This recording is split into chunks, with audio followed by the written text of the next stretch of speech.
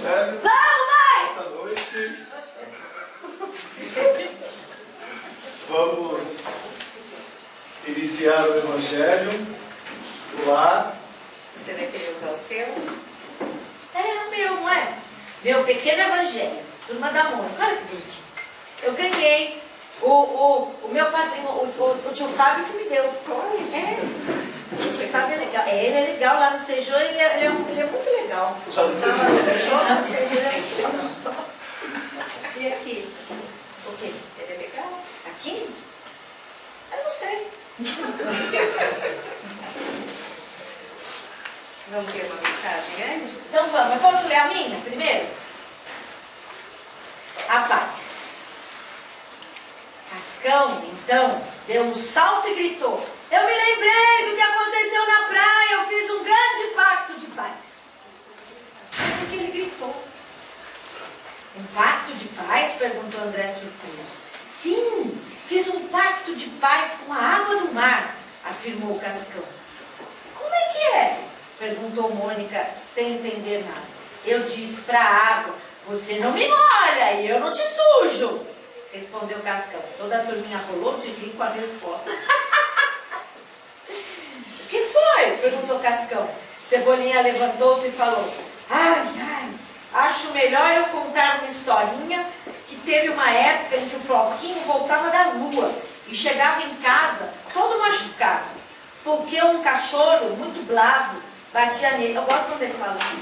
Por isso pensei em treinar o Floquinho para lutar, mas achei que não daria certo.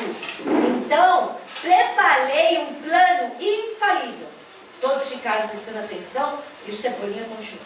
Saí com o Floquinho e quando o cachorro atacou, demos um belo osso pra ele. O cão não esperava por isso e ficou muito feliz. Assim nunca mais machucou o Floquinho. Ai, que história linda, disse Magali. Mas pare de falar em comida que me dá fome. André aproveitou a história do Cebolinha e explicou que Jesus sempre fala. Olha, vai falar de Jesus. André aproveitou a história do Cebolinha e explicou que Jesus sempre falou sobre a importância da paz. A paz deve estar em nossas vidas. O Evangelho ensina que os violentos tentam intimidar os pacíficos. Mas, o que é pacífico? Proteção da paz. Mas as pessoas que ficam ao seu lado fazem isso por medo e não por amizade. Ai, tem um menino lá na escola que ele faz isso. Ou seja, ele fica assim, dizendo que não é pra gente ficar contando as coisas, senão ele vai bater na gente. E aí a gente fica com medo e fica assim, achando que ele é amigo, mas ele não é amigo. Isso agora você está falando isso? Ué, eu podia falar que hora? Quando aconteceu? Mas aconteceu hoje. Ah, tá bom. E o que vocês fizeram? Eu saí de perto dele. Ou seja, eles vivem sozinhos. Viu? Larguei ele lá. Vivem sozinhos.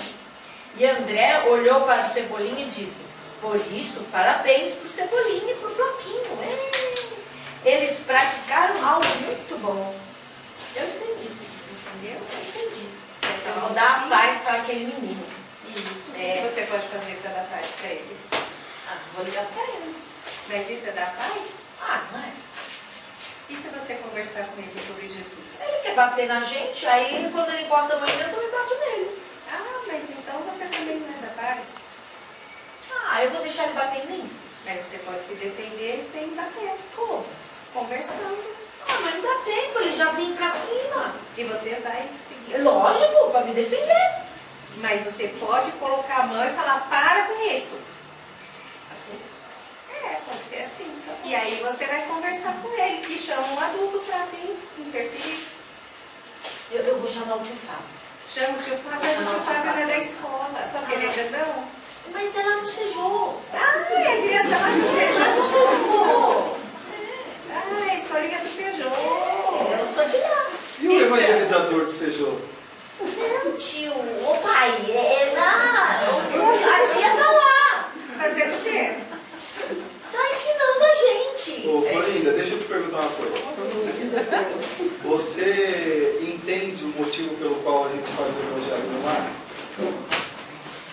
A gente se encontra toda semana aqui, não não é? Assim, Exatamente. a gente desliga a televisão, eu não posso brincar, eu tenho que ficar sentada. E você já percebeu que é no mesmo dia e no mesmo horário?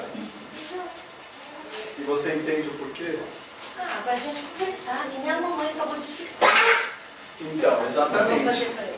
E também porque nós temos um compromisso com os amigos espirituais. É, eles estão tudo aqui, ó, meus Exatamente, amigos. eu estou vendo um monte. É aqui, ó, meus 5 amigos. Então, aí o que acontece? Por isso que nós marcamos toda segunda-feira às 8 horas da noite. Porque ao contrário do que alguns pensam, os amigos espirituais também têm horário, também têm obrigações. Então, se você marcar com ele segunda-feira às 20 horas, eles estarão aqui. Então, Então, eles estão. Aqui. Exatamente. Então, nós temos que fazer o Evangelho no lar, mesmo que não estejamos no lar. Lembra quando nós estávamos viajando? Lá na praia? Exatamente. Eu lembro, a gente teve que voltar pro parquinho. Exatamente. Mas por quê? Porque é uma obrigação que nós temos conosco e com nossos amigos.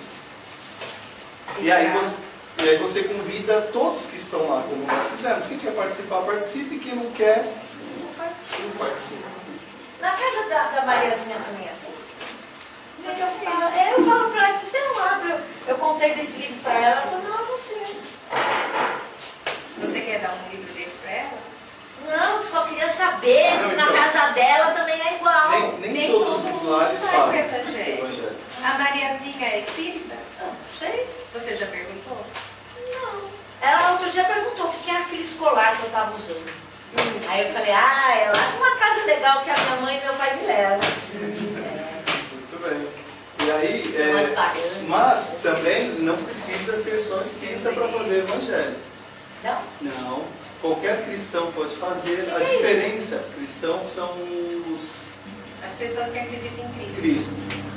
Ai, Jesus. Isso, mas a gente costuma denominar como crente, que são das outras igrejas evangélicas. Aí o que acontece? Ao invés de eles usarem os livros que usamos, eles usam a Bíblia, eles podem usar qualquer outro livro. Nós fluidificamos as águas, eles podem ser que não. Já tem bolinha? Já. E você sabe por que a gente fluidifica a água, né? Eu sei, e eles já me contaram. Já contaram? É, pra gente tomar e o corpo ficar bom, o espírito ficar bom, a raiva ficar boa. A raiva acabar, né? A emoção. Então o que nós se vamos... acalmar, não é? O que nós vamos fazer para o seu amigo, já que você disse que não dá para chegar perto dele? Na hora da oração e na hora da vibração, nós vamos vibrar por ele para que ele se acalme. Pelo Gustavo? Sim, nós temos que vibrar pelas pessoas boas e por aquelas que nós não achamos que são boas. Tá bom, eu vou vibrar pelo Guga. Principalmente pelos nossos inimigos. Tá bom. Tá bom? Tá bom. Mas eu também posso vibrar com umas amiguinhas minhas que estavam doentinhas? Eu acho que pode. A Rosinha, a Cidinha. E teve uma, a Simoninha, que saiu do hospital. Ela já tá livre, assim. Ela falou que vai poder brincar no parquinho, que pode tomar suco, que pode fazer um monte de coisa. Ela já está indo para o almoço. A médica liberou. Pode ir no mercado. Pode. Ela foi no mercado. Eu encontrei ela. Eu falei dela no mercado. Ela tá toda feliz. Tá toda faceira, né? Então tá bom. Eles estão falando que é pra gente ir logo. Começar, exatamente, porque eles têm horário. Tá. Então vamos lá. Vamos embora. E assim, vamos todos nós, em espírito, até o portão de entrada, receber os nossos amigos da equipe de higienização e limpeza, pedindo que esses amigos entrem em nosso lar com suas ervas, com seus defumadores, passando por todos os cômodos da nossa casa, retirando pontos escuros, colocando pontos luminosos, retirando miasmas, retirando tudo aquilo que for ruim em todos os ambientes de nossa casa. E que essa defumação e essa limpeza possa ser feita em cada um de nós, se for necessário. Voltamos ao portão de entrada, onde agradecemos esses companheiros e recebemos os seguranças desta casa. Pedimos que esses amigos fortaleçam ainda mais o cordão fluídico ao redor da nossa casa, não permitindo que nada de ruim adentre a ela. E se eles encontrarem algo que não seja bom dentro do nosso lar, que eles possam retirá-los e encaminhá-los para o lugar devido. Voltamos ao portão de entrada e agradecemos a esses companheiros e saudemos todas as fraternidades com a prece. Nosso Divino Mestre Salvador, fortalecei-nos e amparai-nos para que possamos lutar contra as forças do mal que tentam dominar o mundo. Veneráveis mensageiros celestes, auxiliares de Jesus, fortalecei-nos e amparai-nos para que possamos lutar contra as forças do mal que tentam dominar o mundo. Pai nosso, Criador nosso, fonte eterna de amor e de luz, fortalecei-nos e amparai-nos para que possamos lutar contra as forças do mal que tentam dominar o mundo. Que assim seja, graças a Deus, graças a Jesus. Oxalá. Agora a gente vai frutificar a água, tá? Vamos nesse momento, pedindo a presença do Dr. Bezerra de Menezes, do Dr. Rosal, do Dr. James, junto com os nossos mentores, para que possam frutificar estas águas e que seja colocado nela tudo que necessitamos para o bem do nosso corpo físico, para o bem do nosso corpo espiritual. Pedimos ainda que possam se estender até a caixa d'água desta casa, fazendo também um processo de fluidificação. Agradecemos imensamente e vamos dando início a mais um Evangelho neste lar. E agora vamos escolher exatamente. Olha que legal, caiu bem-aventurado os aflitos. O que é aflito? Espera que. Adivinha quem vai explicar? Quem? Quem? Quem? O seu padrinho. Ah, tio Fábio tá aí! Tio Fábio! Eu sei que nem todos vão conseguir ver, tá? Mas eu vou ler um pouquinho aqui alto, vocês vão conseguir enxergar.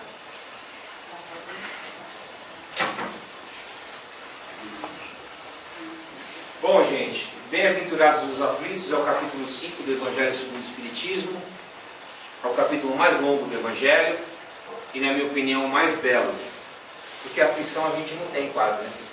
Não. A gente quase não tem aflição, então é muito importante que a gente fale sobre ela, sobre essa coisa chamada aflição. Esses daqui são os tópicos principais do capítulo, né? E depois, na sequência desse capítulo, tem as instruções dos Espíritos. Como a gente não vai conseguir falar tudo hoje, recomendo que em casa vocês depois deem uma olhadinha na totalidade do capítulo 5 do Evangelho segundo o Espiritismo. Justiça das aflições. Ah, que nem a Adriana perguntou. É a Florinda, né? Florinda. Que nem a Florinda perguntou. Todo mundo sabe o que é aflição? Todo mundo? Ótimo. Menos a Florinda. Justiça das aflições. Não é uma coisa que às vezes a gente se pergunta, né? Por que Deus faz um rico e um pobre? Um bonito e um feio, um saudável e um enfermo, um perfeito e um todo atrofiado, todo lascado, um inteligente e outro que não sabe pensar. Por que Deus faz essa diferença? Essas aflições são justas? Um de cada vez, pode falar. Mas é verdade. O que vocês acham? É justo essas aflições? Não. Deus não seria injusto com ninguém. Essa é a pergunta. Se a gente acredita que Deus é soberanamente justo e bom, com certeza não há injustiça em seus atos. E para que a gente entenda isso de uma forma melhor, se a gente não crer em reencarnação, fica muito difícil a gente acreditar na justiça de Deus. Não é verdade?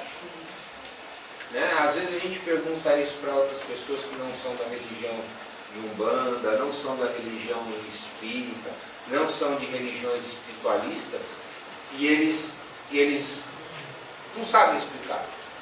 Né?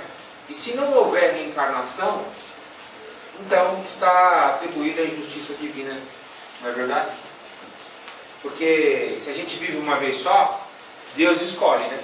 Olha, esse aqui é rico, esse aqui é pobre.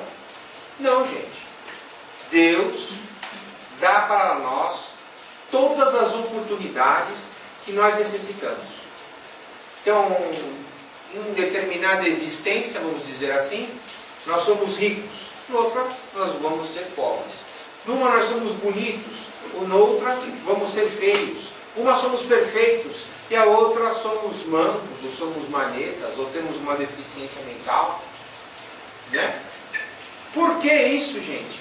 Porque Deus nos dá todas as oportunidades para que possamos evoluir. Porque o ser humano não evolui somente no bem-estar. O ser humano precisa das aflições para se corrigir.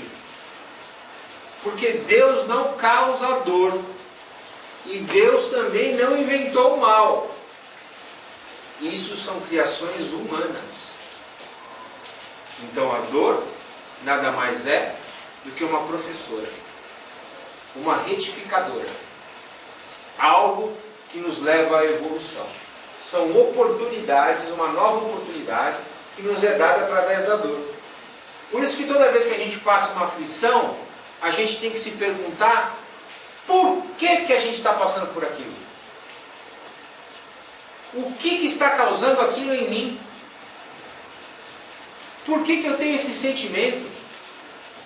Por que esse sentimento negativo reflete no meu corpo físico com determinada doença? Quando descobrimos que é um sentimento negativo que nos deixa doentes, já é um grande passo para nos curarmos. O duro é quando estamos doentes e não achamos em nós a causa dessa doença.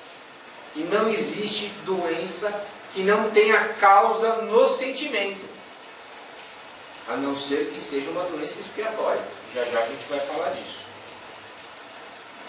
Por isso que nós acreditamos no mundo de provas e expiações.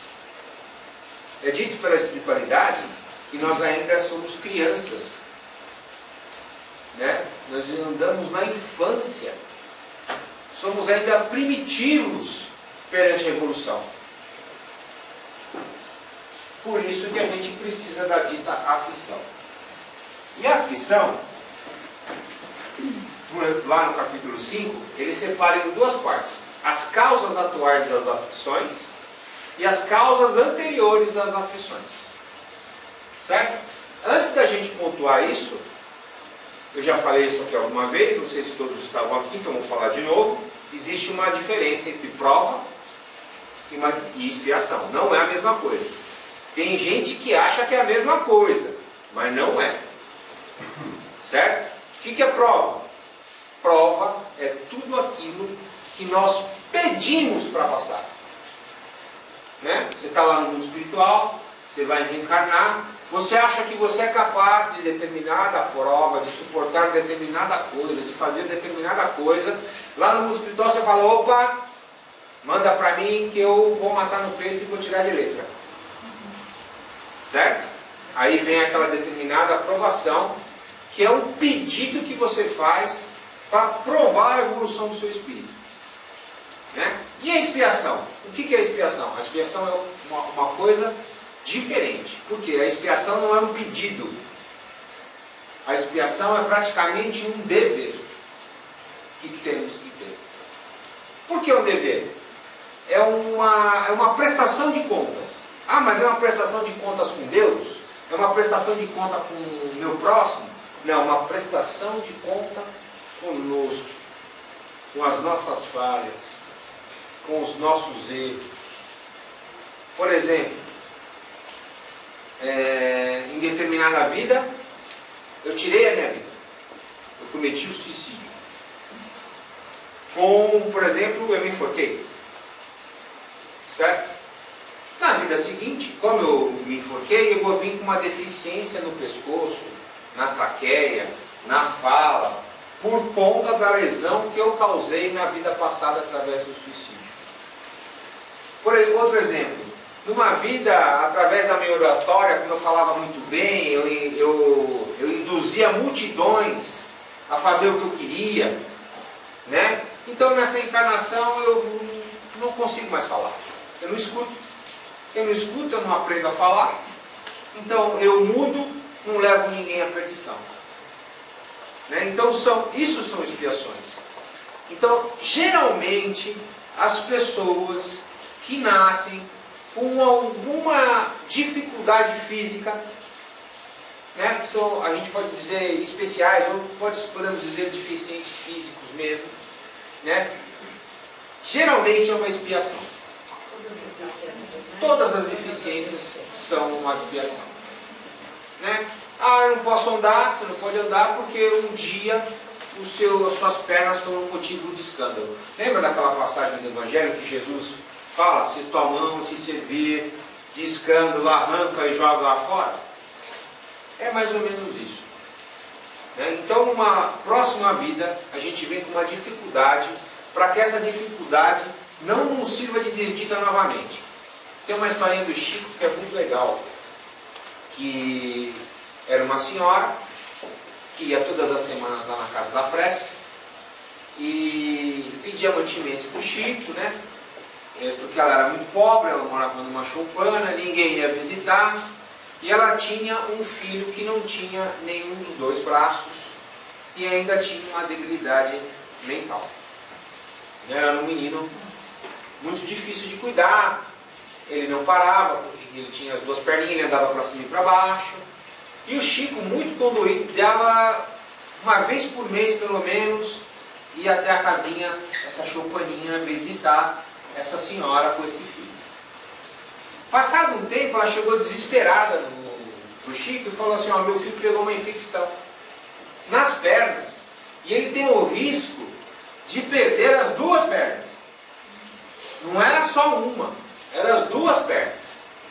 Aí o Chico, como a maioria de nós, começou a brigar com Deus, porque a gente briga com Deus, né? A gente tem aquelas DR com ele. Ô, o que é comigo?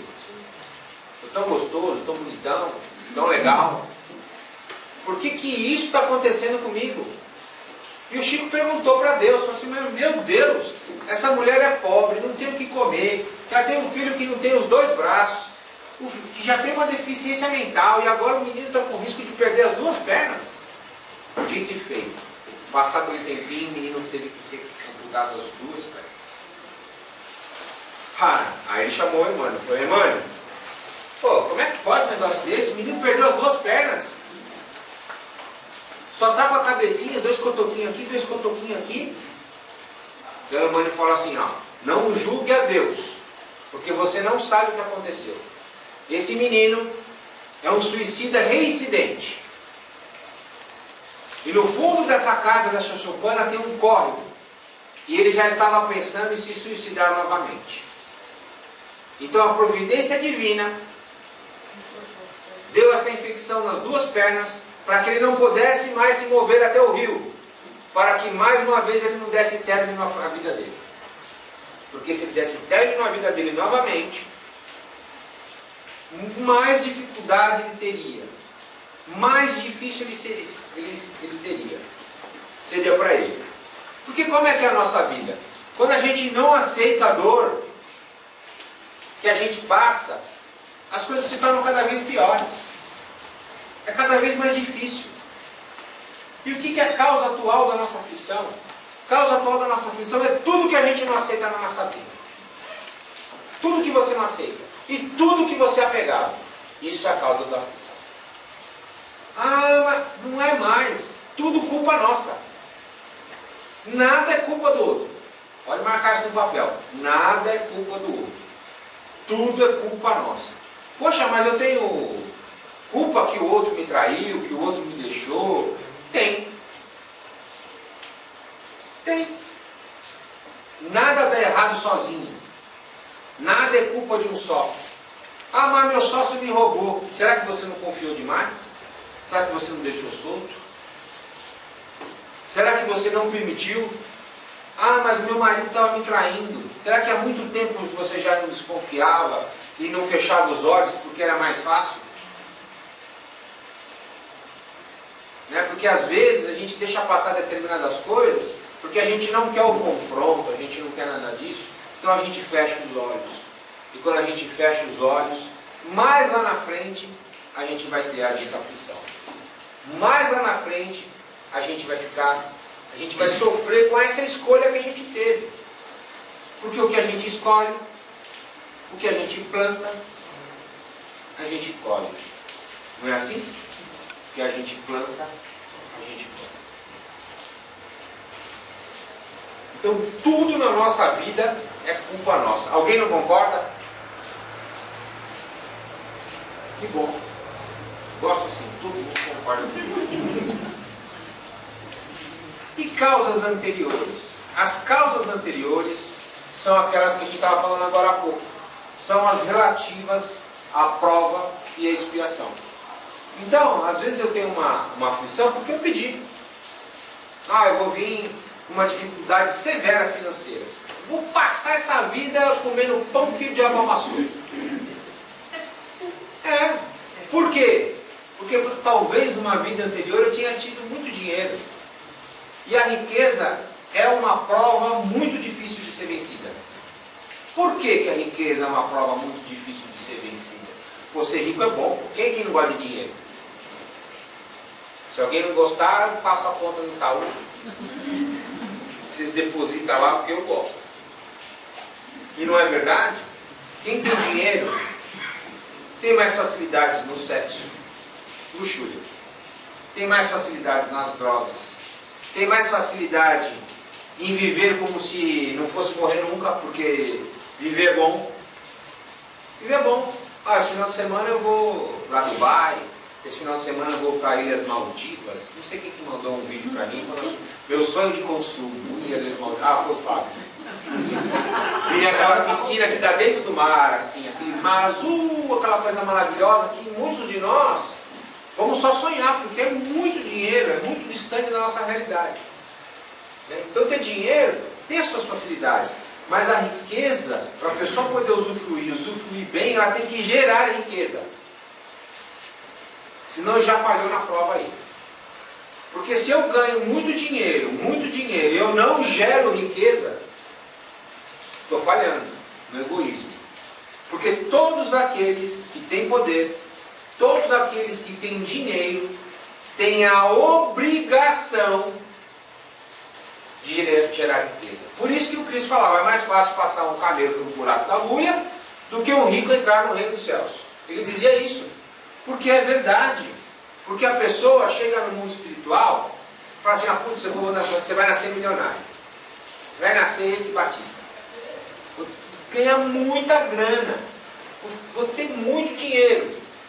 E lá no mundo espiritual o cara promete, não, eu vou gerar emprego, eu vou gerar riqueza, eu vou fazer hospital, eu vou fazer escola, eu vou fazer isso, eu vou fazer aquilo.